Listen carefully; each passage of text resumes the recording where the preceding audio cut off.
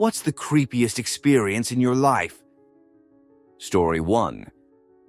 Was visiting my parents with my husband. They live in the countryside, and me and him decided to go for a walk at night, look at the stars and all that. It's maybe 11 p.m. So we walk for a bit, reach the top of a big hill and lean on a gate looking over a field. Pretty stars, moon out, no torches. We're there for maybe 5 minutes when I spot a man walking slowly across the field towards us. The guy doesn't have a torch, which seems super weird to me. Like, we didn't bring one, but we're walking along the roads and there's a bit of light from the moon. The only reason a man would be walking in the field would be if he was out checking his livestock, which you would definitely need a torch for.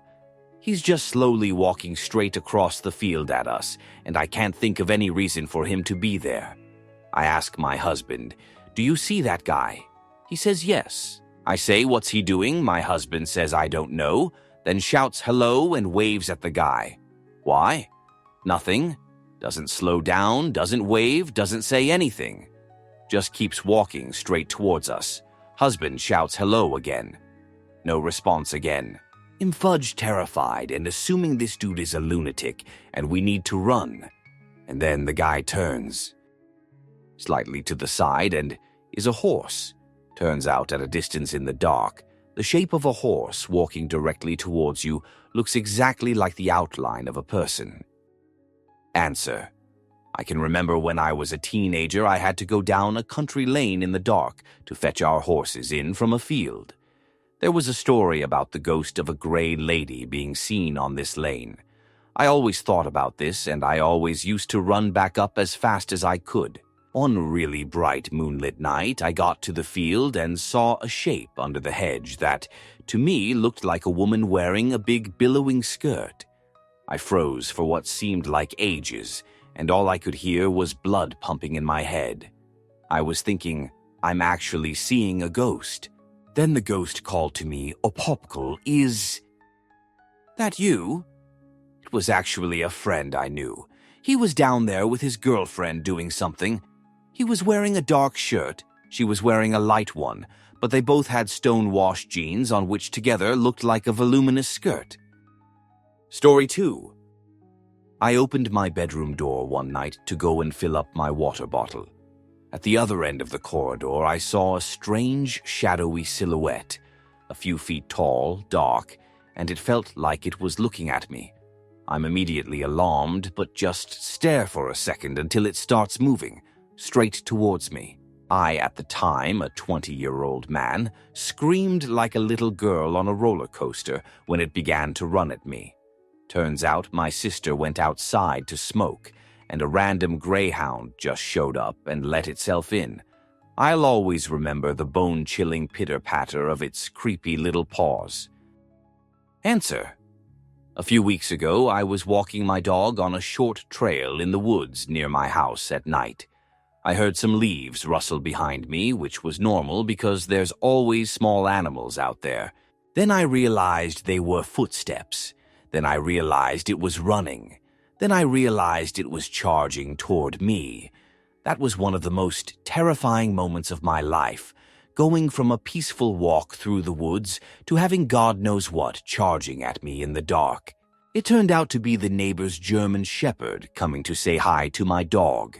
The fear only lasted for a second, but my whole body was tingling for 30 minutes after. Story 3. The time I woke up to find an intruder in my bedroom, standing beside my bed, looking down at me. I chased him out and wasn't physically harmed, but the police were certain that, despite him taking a number of things, I was actually the real reason he broke in, and that waking up when I did saved me from violation, or worse, because it startled him. Answer. I have had the same experience. I got up and chased him out. Luckily, his prints were already on file from a petty crime previously. When they hauled him in, he confessed that he was checking. I was asleep before he set my house on fire. Completely random attack. It's been 16 years, and luckily it didn't mess me up, probably due to how quickly the police acted, but I didn't sleep for a few weeks after that. Hope you are okay. Story 4. I had 2 stories but had to post them separately as the other was long. A few years back, I was walking in a city with my mum and little sister. I was about 12 and my sister 5, I think. Everything was fine, birds were chirping and kids were playing and people were just shopping, having a great day. But then, all of a sudden, Mum grabs my little sister and tells me to run in the direction we just came. I didn't have a clue as to what was going on, but I listened to her and ran. She then stopped and told another mum with 2 small kids that something was coming. But I didn't hear what the something was. I couldn't even see or hear anything but the birds, kids playing, and people shopping. The other mum joined us, and we all hurried into a computer shop. About 5 minutes later, a very, very large group of people rioting came. Walking past, they were shouting, swearing, and there were things being thrown about. Cars were also being smashed. My sister was crying her eyes out, and I remember my mum trying to keep her quiet. The shop owner gave her a balloon, which calmed her, and then he locked the door and turned the lights out. It lasted for 20 minutes, but in those 20 minutes, it's like the whole city went dark. All I could hear and see through the door was the riot, nothing else. We waited about 20 minutes after it had passed, just in case they came back, and then Mum took us home. Story 5. I used to live in this shoot little apartment in a shoot neighborhood. Just 3 streets over boasted the first takedown of the year, just after midnight on New Year's Day. Anyway, the place was above a restaurant and the dumpster was right up against the wall of the building. From there, you could absolutely hop right on top and gain access to the first floor roof, which happened to be right outside my bedroom window. One day, I noticed there was an eye traced into the grime on the outside of the window. I started sleeping in the living room after that with a hammer. Story 6. A few years ago, I was home alone with my sister. I was 14, she was 13, and my parents and siblings went out for AB 6 hours. Me and my sister were sitting at the TV watching Dr. Phil, and we hear a lock. All our doors were locked, so I was confused. I checked the house and found nothing. The next night, I'm in my room walking around in booty shorts and a sports bra. I hear a click sound. I thought nothing of it and laid on my bed that faced the window and went on my phone. I hear another click. I put on a t-shirt and I go to my window and I slam on it. A guy with a fudge camera was hiding and he bolted. I screamed for my dad and he realized what happened and he went after the guy and the dude was caught.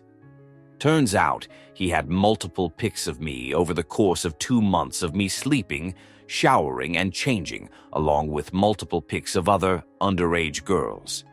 So of course he got arrested. That was by far the creepiest experience. I'm 17 now and I still get a pit in my stomach when I tell the story, and I always feel watched. Story 7. I was at a nightclub with a friend and this guy came over and started talking to me. We spoke for about 30 minutes.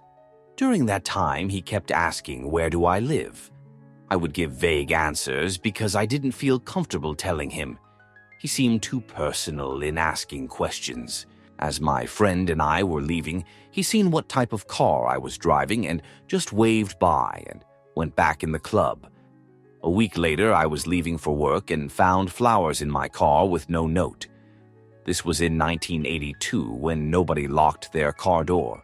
The following week, I found a card in my car stating that he found out where I lived and sat in my car for 4 hours, hoping I would come out so he can see me. I noticed my personal items missing from car as well. He said he didn't feel comfortable coming to the door due to my parents were home. This was creeping me out. I locked my car the first time, scared what I may see next, him probably laying down in my back seat. He wrote another note that he was pissed that I started locking my car doors and left it on windshield. The following week, he busted my window out, That is when I got the police involved.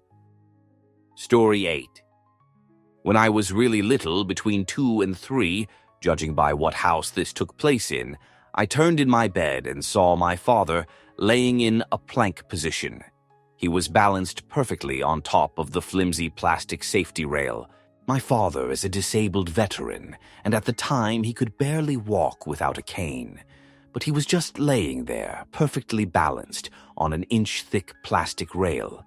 His arms were rigid against his side, his eyes were open and staring up, and his mouth was gaping. I got freaked out, so I got out of bed, and his eyes shifted and looked at me while the rest of him was completely still. I ran into my parents' room where my father was asleep in bed.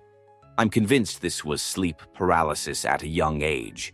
Several other events have happened throughout my life, and I still get hypnagogic auditory hallucinations when falling asleep each night. Answer: when I read that you ran to your parents' room and saw your dad sleeping there, my heart skipped a beat. I have a similar story of sleep paralysis at a young age. I was probably like 8. I woke up to see somebody's body in my bed, staring at me with a slit in his throat, dripping blood. I was on the top bunk and had to make it to the opposite end to the ladder without waking the guy up. I didn't realize that he was dead. Now that I look back on it, he was. I ran to my parents' room and got my dad, who looked through the apartment, which was pretty small.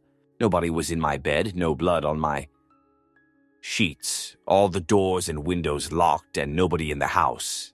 I didn't sleep for a week. Scarred me for a little while. Story 9. Woke up not being able to breathe and realized there was a hand over my mouth. Then I felt the sharp knife in my back and heard someone whispering in my left ear, "Shut up, shut up, shut up." A guy had climbed in my New York apartment and wanted to get everything he could. He thought I had a roommate in my loft above, but I didn't. We were alone. Somehow, once I was completely awake and not paralyzed with fear, which miraculously only took a couple seconds, I was able to act very calm. I acted like this happens every day, that someone climbs in my window at 5 a.m. In the middle of his visit, his energy turned and I could tell he was considering raping me. I had a very bizarre experience of being present in my body and feeling like I was high up on my ceiling, looking down at myself. Once I had that very bizarre, big picture view somehow, even though this guy was strung out on substances and had a knife, I felt like I would be okay and I was able to talk him out of the violation. I was actually very calm and collected all morning through the experience, through the cop visit, and even through the guy calling me after the cops had left to threaten my life. Once he found out the ATM card code I had given him was wrong. I even went to my morning workout. I wanted to get out of the apartment and thought a workout would help shift my energy. In the middle of the workout, I sort of collapsed as the adrenaline wore off. Even though I was calm, cool, and collected, that was one hell of a scary event. Answer: I completely know that out-of-body feeling. I was held up at gunpoint and one of the guys pointed and demanded I walk to the bedroom. I mentally detached at that point. We all stood there for a second. He looked at the main dude, and main dude shook his head no. It's like you can't even process what just happened enough to react to it, so you just keeping acting normal. Story 10. When I was around 6-7, my dad gave me this giraffe toy that swayed its head around and sang this song called Naranja Dulce, Lim Partido. This was from when I used to live in Colombia. I thought nothing of it first, but when I was trying to go to sleep at night, it'd hallucinate that the giraffe would slowly turn its neck to look at me. Whenever that happened, I wasn't able to move or scream. I felt locked in the position that I was in. I think it lasted like a minute or two, but it felt like hours. Years later, I realized it was sleep paralysis. Answer: speaking of creepy toys, This reminds me of the time I was staying over at my friend's grandparents' house. My friend's 4-year-old niece had just had her birthday party there, and there were presents still scattered around the living room. Well, we all forgot about the motion-activated laughing baby doll that got stashed behind the couch because it was annoying. This was funny when we did it. It was not funny when I got up in the middle of the night for some water, stumbled just enough to jostle the doll out of place, and heard a sudden clunk followed by disembodied children's laughter. I have never jumped so high nor sworn so loudly in my life. Story 11. When I was 7 years old, I was homesick, and my mom was there to take care of me. She went out to buy some breakfast and left me alone at home with our home phone and her number in case something happened. I was sitting in our living room playing Bakugan on my Xbox 360 when I heard very heavy footsteps from the stairs about 5-6 meters to my right. I didn't think much of it, assuming my mom had come home, even though I hadn't heard anyone open or close the door. It's very loud. There were these glass windows that you could see parts of the stairs from our living room. When someone walked up or down, you would always see them. The steps got louder and louder, as they should, but it sounded like it was a very large and heavy person, even larger than my dad, who was at work at the time. I couldn't see anyone through the glass, and when it got to the top of the stairs, the sound stopped, like something was standing there, looking at me, and I suddenly felt really sick, like very sick. Then I heard the steps again, and they faded away the further down they got. That's when I started to cry and shake like I've never done before. I grabbed the phone and called my mom. She hurried home when she heard me sobbing on the phone under my blanket. Never had a scary experience since, or at least as scary. I live in Sweden, and now, later on, when I asked my dad about the history of our house, he said that it was an old police station in the 1940s. Others in my house now, like my stepmom, stepsister, and even my mom when I ask her about it, have all had creepy experiences and are convinced that there is someone else in there. Something else. My dad said that it was the old wooden steps creaking, but it's not possible for them to do it one by one, that consistently and loud, up and down. I don't really believe in ghosts, but I still can't explain what happened. When I was 7 years old, I was home alone and heard very heavy footsteps going up and down the stairs. Answer. Posted this a while ago in another thread, but it fits here. I had a similar ghost experience in my parents' new house. Thought you might want to hear about it. My parents bought a new house the summer I graduated high school. The previous occupant was an old lady, so we helped her get ready to move out after the sale was finalized. As she was packing photos of her husband, who was long deceased, she wondered out loud if he would move with her. Turns out she totally thought his ghost was living in the house and would close doors or walk around at night. It was freaky, but I chalked it up to her missing her husband and maybe being a bit senile. The next time I came home was for winter break. I stayed up pretty late gaming, and right as I was falling asleep, I very clearly heard footsteps creaking down the hallway floor to the bedrooms. I called out, thinking I had missed one of my parents getting up, but all I could hear was the air blowing through the heating vents. Then I remembered my dad had warned me about the new security system, which had motion sensors across that hallway. Anyone walking around at night would trigger the alarm, just as I was starting to calm down. My open bedroom door slammed shut. Freaking out a little, I stayed up for about an hour, but nothing else happened, and I did my best to fall asleep. It was hard, though, and I woke up a few times, convinced I heard a voice in the hallway, only for it to go away when I actually lifted my head to listen. I asked my parents if they heard anything the next morning, but they hadn't, and I didn't want to go into detail because I knew they would make fun of me for having an overactive imagination. I heard the footsteps again the next night, and again for several nights during that vacation. The door to my room would slam shut if left open and rattle sometimes even if kept closed. I'd hear the voice sometimes too. This repeated itself when I was home for spring break. I was actually a bit apprehensive about going home for summer vacation, but I didn't hear anything unusual for those 2 months, even when my parents left me to house sit for a week alone.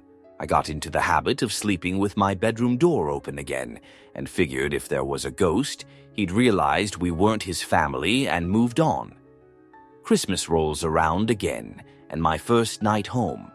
The same sequence repeats. Itself, footsteps followed by the slamming door. A few days later, I hear the whispering voice in the hallway right as I'm falling asleep. Of course, it disappears the second I become fully alert. At this point, I'm convinced the house is haunted and babble about it to my parents over breakfast.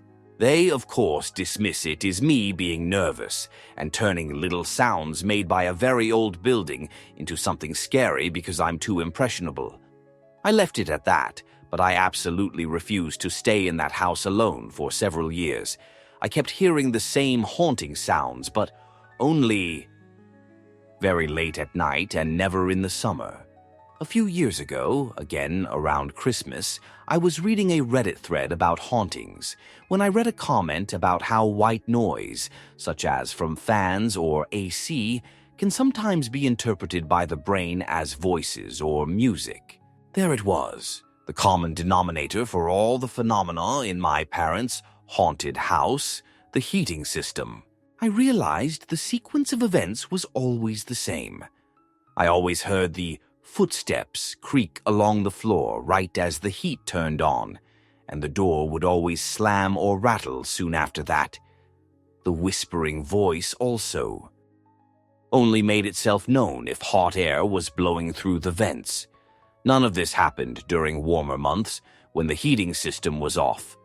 The next week, my parents were out of town again, and I decided to run an experiment. I kept the heat off every night, only turning it on during the day. Lo and behold, no haunting, no odd events for the first winter since we got the house. So basically, my parents were right, and I was panicking over wooden beams creaking as they warmed, and the ridiculously strong airflow from the vents moving my door and making me hear things. I almost feel bad for the old lady we bought the house from. She probably didn't hear any similar noises in her new place and thought her husband's ghost had been left behind. It sounded like she liked having him around. I hope she wasn't lonelier without him. TLDR. Previous homeowner made me think my parents' new house was haunted, but only on cold nights. Years later realized it was the heating system causing the very old house to make noise. Felt dumb I was scared for so long. Story 12.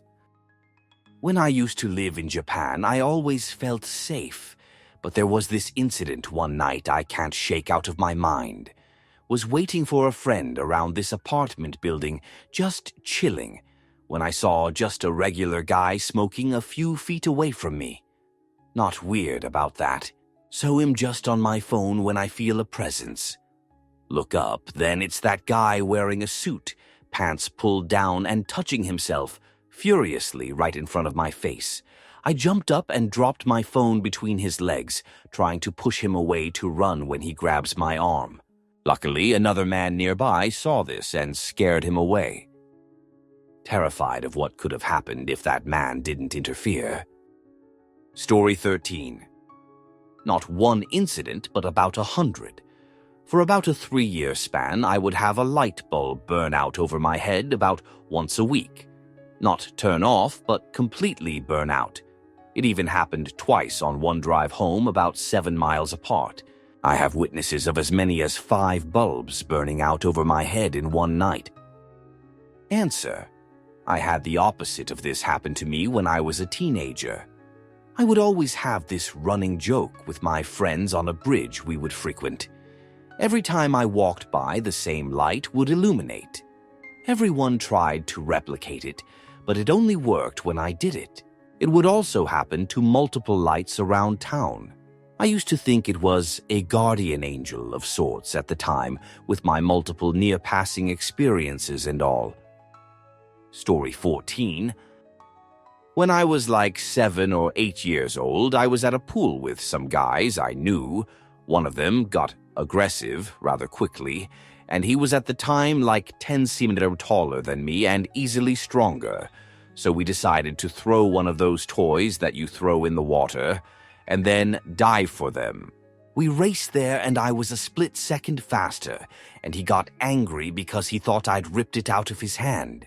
He tried to drown me and pushed my head down multiple times before keeping me underwater.